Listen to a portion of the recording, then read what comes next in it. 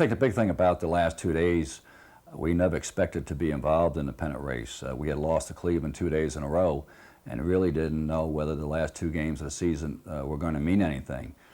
Then teams lost and we were right back in it, and we had to beat the Minnesota Twins both games in order to have a shot at it. We were sky high because it gave us another life, and I guess that was the '67 team was all about.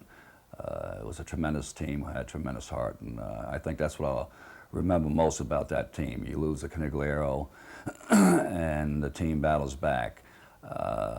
It just didn't know when to quit. Okay, and specifically that Saturday, when you get to the ballpark, what was it like? What was the atmosphere like? If the fans are going crazy, and just what was the atmosphere like when you showed up? Well, personally to me, it was fun because I had never been involved in a pennant race my first 6 years with the Red Sox. Pressure, as far as I'm concerned, was my first 6 years when you had 5,000 people in the stands, and if you didn't get a base hit, they booed you every time. It was fun playing in a pennant race because you didn't have to get a base hit. Make a good play in the outfield, throw somebody out, start an inning off with a walk. You get a big hand, you get cheered. So actually, when they talk about pressure, there's no pressure in a pennant race. There's pressure when you're not involved in a pennant race. There were some stories too that before those big games or the week before that you were going out taking long walks on a golf course somewhere on the North Shore and clearing your mind. Is that true? Well, it wasn't clearing my mind taking long walks. It's just I couldn't sleep. I was so nervous. Sleep for about 3 hours and get up and walk from 3 or 4 in the morning until it was time to go to the ballpark. There's no doubt that the intensity was so high because this was one opportunity, and particularly for me because I had been there for 6 years where you finish last and next to last, and here was a shot of a lifetime, and let's face it, it revived baseball in Boston. Okay, now specifically that game on Saturday, Jim Catt was pitching. Do you have any specific memories? He got hurt about halfway through the game. Well, going against Catt on Saturday and Chance on Sunday, you had probably 2 of the top 5 pitchers in the American League going against you. Of course, we had the best pitcher in the American League going for us in Lomberg. I think what it came down to is that we just played good, sound, solid baseball and took advantage of every opportunity that was available. Now, you hit a home run on that Saturday against, I think it was Yeah, I remember that, against Jim Merritt. Men were on first and second, and I worked a count to 3-1, and the only thing I could remember was that the wind was blowing out slightly to right field, and I kept telling myself, don't overswing, look for a fastball. He tries to work you up and just get the head of the bat out in front and let the speed of the bat do the work. And that's exactly what happened. And one of the few times in my career that I actually went to the plate looking to hit a home run and actually did.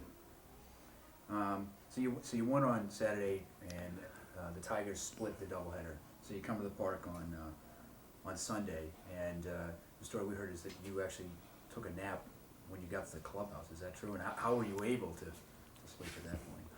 Well, I took my batting practice, and you had a short break between batting practice and infield, and I laid down and kind of dozed for about 15 minutes.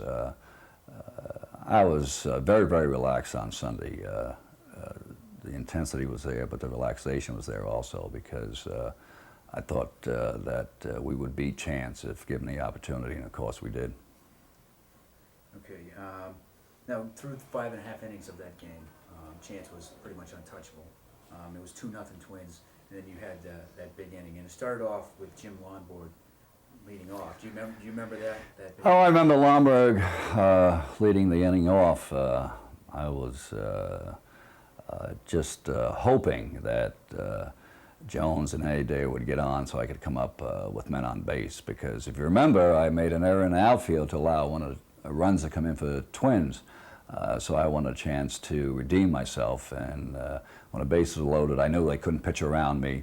And the one thing which I just pounded through myself before I stepped in the batter's box was Chance throws a good, hard, heavy sinker. Don't try to pull the ball. Don't try to hit a home run. Whereas against Merritt, the day before, I did look for a pitch up, and I was trying to hit a home run. Whereas against Chance at the bases loaded, I was just trying to hit the ball straight away and go with the pitch. So was that a kind of retribution for that error you made? What was kind of the emotion you felt after hitting that single?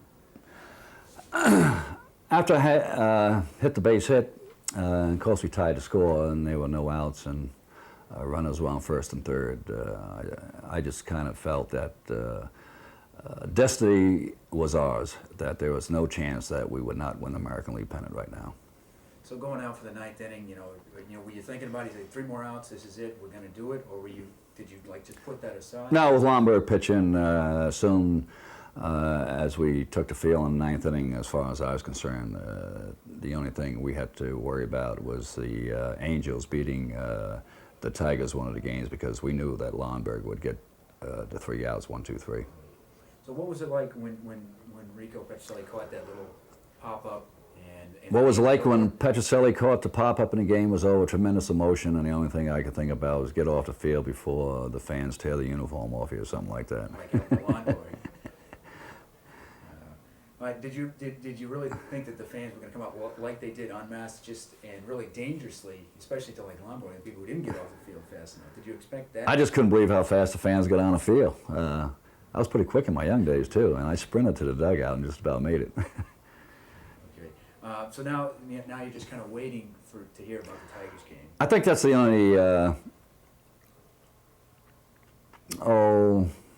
not resentment, but you couldn't really celebrate. You couldn't cheer. Boy, they said pop champagne and things like that. You had to go in the clubhouse, sit down and wait and listen to the radio, because if the Angels did not beat the Tigers, you had a playoff the next day, so you couldn't really celebrate, and you had to sit around and wait for a couple hours before you had that spontaneous reaction.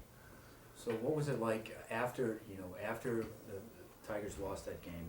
I think especially that you had mentioned Mr. Yawkey, and he came down into the locker room. What was that like for you personally, especially with Mr. Yawkey there? I think personally for Mr. Yawkey and myself, we had been through 6 bad years, 6 tough years, and then to win a pennant, this is what you dream about ever since you signed a pro contract to be involved in a pennant race, to win a pennant and go to the World Series. I think after everything settled down, it's just, well, the feeling, well, it was worth it. I wish it hadn't taken so long, but we had some great young ball players that came up that year and filled in key positions and did a heck of a job for us. Now that weekend, you were 7 for 8. Every time the team needed a clutch hit, you were there. Did you feel that? Did you feel like, come on, get on my back, and I'll take you home, or? To tell you the truth, the 7 for 8 and the RBIs, I don't particularly at that time remember taking different at-bats or lumping them together. It was like every pitch meant something. The intensity was there. The concentration was great. I did exactly what I wanted to do with the baseball. If I looked inside, like I said, off merit, I looked for a high fastball, and it was there. Bang, it was a home run. Looked for a hard sinker away from chance on the outside part of the plate and hit it to left center. Bang, it went to left center. I don't think I ever regained that type of concentration.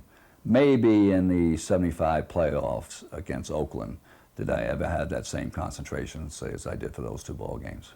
Okay, and one last question. Where do you rank 1967, or those few days, those special days in your baseball career? How do you rank that? Well, that was the first pennant.